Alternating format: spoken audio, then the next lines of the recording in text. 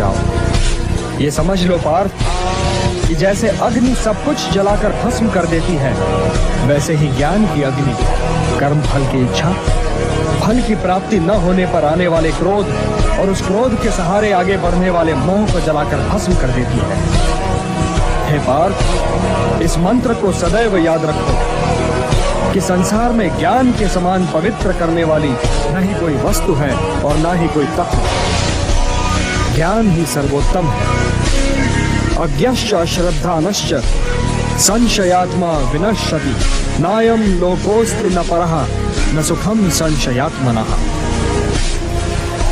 जो अज्ञानी हैं, जिनमें श्रद्धा भाव नहीं है, जो बात बात पर शंका करते हैं, संशय युक्त हैं, वे तो नष्ट हो ही जाते हैं और उन्हें ना इस लोक में सुख मिलता है और ना ही परलोक में। इसलिए हे भारत, संशय को त्यागो और तुम्हारे भीतर जो मुनि बैठा है उसे जगाओ। ज्ञान योगी बनो पार्थ, ज्ञान योगी बनो और समझ लो कि ज्ञान की चरम सीमा ही कर्म संन्यास है। आप कर्म संन्यास और कर्म योग दोनों ही की प्रशंसा कैसे कर सकते हैं केशव? ये दोनों एक दूसरे को काटते नहीं बंधु, और कल्याणकारी तो ये दोनों ही हैं, किंतु इन दोनों में श्रेष्ठ है कर्म योग। वो क्यों और वो कैसे? जो द्वेष और आकांक्षा से ऊपर उठकर कर्म करता है वो तो नित्य सन्यासी है ही, और वो द्वंद्वों से रहित होकर सांसारिक बंधनों से मुक्त हो जाता है। इसलिए जो कर्म संन्यास को कर्म योग से अलग समझता है वो तो मूर्ख है ही। ज्ञानी ऐसा कभी नहीं समझते। कर्म त्याग तो वास्तव में निहित स्वार्थ के त्याग का नाम है पार्थ। इसलिए कर्म योग के बिना कर्म संन्यास की प्राप्ति हो ही नहीं सकती।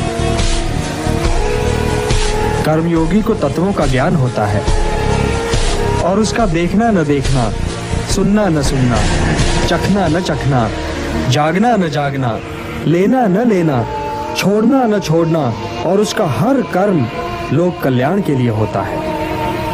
और इसीलिए वो पाप से बिल्कुल वैसे ही अलग रहता है जैसे कमल जल में रहकर भी जल से अलग रहता है। ब्रह्मण्याधाय कर्माणि संगम त्यक्त्वा करोति यः, लिप्यते न स पापेन पद्मपत्रम इवाम्भसा।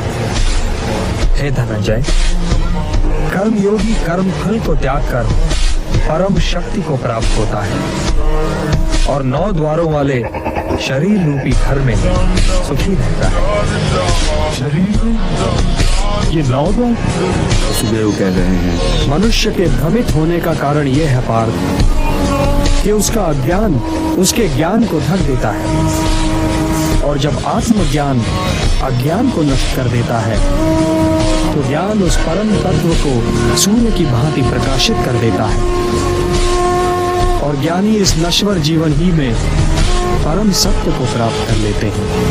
उन्हें जन्म पर जन्म नहीं लेना पड़ता, वो इसी नश्वर जीवन में मोक्ष को प्राप्त कर लेते हैं। तो हे पार्थ, ये नश्वर जीवन बहुत ही महत्वपूर्ण है, क्योंकि इसके उपरांत तुम्हारा आत्मा तो अवश्य होगा किंतु तुम नहीं होगे।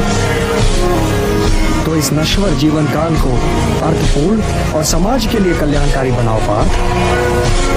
ज्ञान प्रकाश है, तो इस प्रकाश को प्राप्त करो, और यदि तुमने ऐसा कर लिया तो इन भ्रमों में भटकने से बच जाओगे जिनमें आज भटक रहे हो, और यदि भटकने से बच जाओगे पार्थ तो तुम्हें शांति मिलेगी। हे धनंजय, शांति का सीधा मार्ग मैं हूँ। जो मुझे हर यज्ञ का लक्ष्य, हर लोक का स्वामी और हर प्राणी का हितैषी मानते हैं, वही शांति पाते हैं। यदि तुम मुझे अपना हितैषी समझते हो पार्थ, तो मेरा कहा मानो और युद्ध करो, क्योंकि ये युद्ध किए बिना तुम्हें शांति नहीं मिल सकती। अपने धर्म से भागने का मार्ग शांति की प्राप्ति का मार्ग नहीं है पार्थ। ये युद्ध तुम्हारा धर्म है, तो अपने इस धर्म का पालन करो पार्थ, और उसके परिणाम के विषय में न सोचो। कौन मरेगा या कौन जिएगा ये तुम्हारी समस्या नहीं है। हे पांडव, लोग जिसे संन्यास कहते हैं उसे तुम योग मानो और संशय, द्वेष और आकांक्षा से मुक्त होकर युद्ध करो, क्योंकि इन्हें त्यागे बिना तो कोई योगी हो ही नहीं सकता। उद्धरेत आत्मना आत्मानम न आत्मानम अवसादयेत आत्मैव ह्यात्मनो बंधुः आत्मैव रिपुरात्मना। मनुष्य का यह कर्तव्य है कि वो अपना पतन न होने दे और स्वयं ही अपना उद्धार करे। मनुष्य स्वयं ही अपना मित्र भी है और अपना शत्रु भी। जिसने अपने अहम, अपने मन और अपनी इंद्रियों को अपने वश में कर लिया हो, वो स्वयं ही अपना मित्र है, और जो इनके वश में हो गया पार्थ, वो स्वयं ही अपना शत्रु है। जो शीतकाल और ग्रीष्म काल, सुख और दुख, मान और अपमान में शांत रहे और संतुलन रखे, वो जितेंद्रिय पुरुष सदैव परमात्मा में लीन रहता है। चेदसि पापेभ्यः सर्वेभ्यः पापकृत्तमः सर्वं ज्ञानप्लवेनैव वृजिनं संतरिष्यसि। तो तुम भी ज्ञान की नौका में बैठकर पाप के सागर को पार कर जाओ।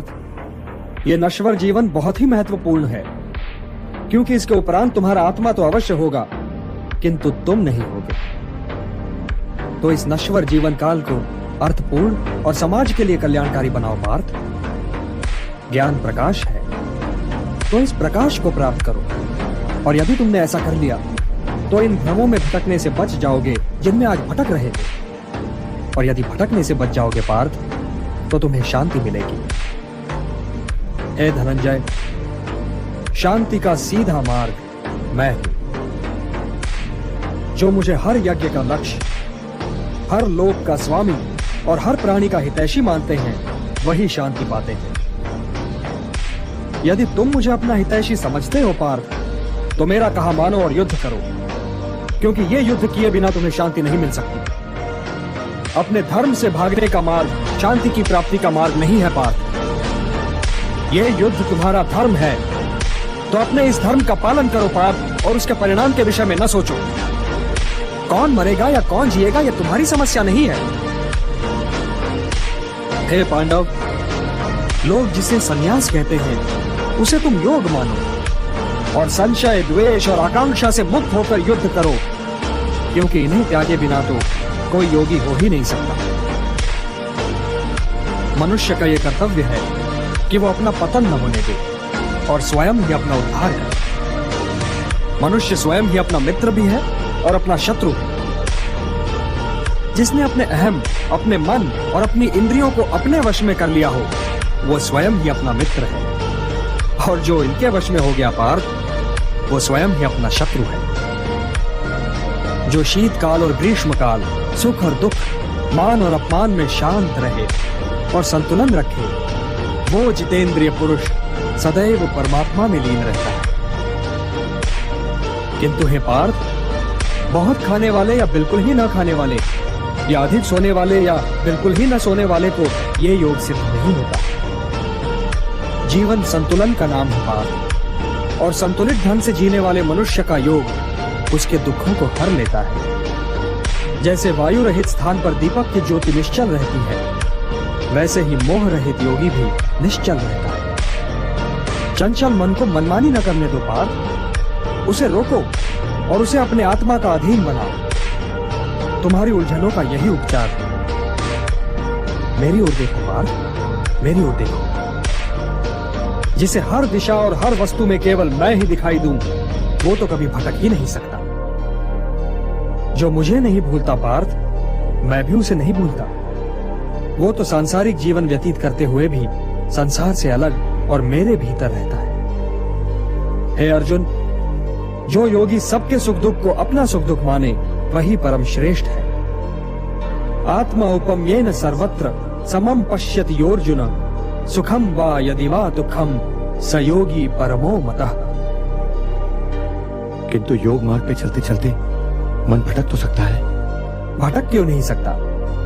अवश्य भटक सकता है। केशव, तो फिर ब्रह्म की प्राप्ति के मार्ग में इस भटकन का परिणाम क्या होता है? भटक जाने वाला बादल की भांति छिन्न भिन्न होकर कहीं नष्ट तो नहीं हो जाता केशव? वो चाहे लोक हो चाहे परलोक, कल्याणकारी शुभ कार्य करने वालों की दुर्गति तो हो ही नहीं सकती। हे कुंती पुत्र, मुझ में मन लगाओ, मुझ पर निर्भर होकर योग करो, तुम्हें मेरा संशय रहित पूर्ण ज्ञान मिल जाएगा। हे धनंजय, सबसे बड़ा सत्य तो मैं ही हूं। मैं ही वो धागा हूं जिसमें ये सारी प्रकृति मणियों की भांति पिरोई हुई है। हे कौंतेय, जल में रस मैं, सूर्य और चंद्रमा में प्रकाश मैं, वेदों में ओमकार मैं हूं, आकाश में शब्द भी मैं ही हूं। मैं ही पृथ्वी में पवित्र सुगंध हूं, मैं ही अग्नि में तेज हूं, प्राणियों में जीवन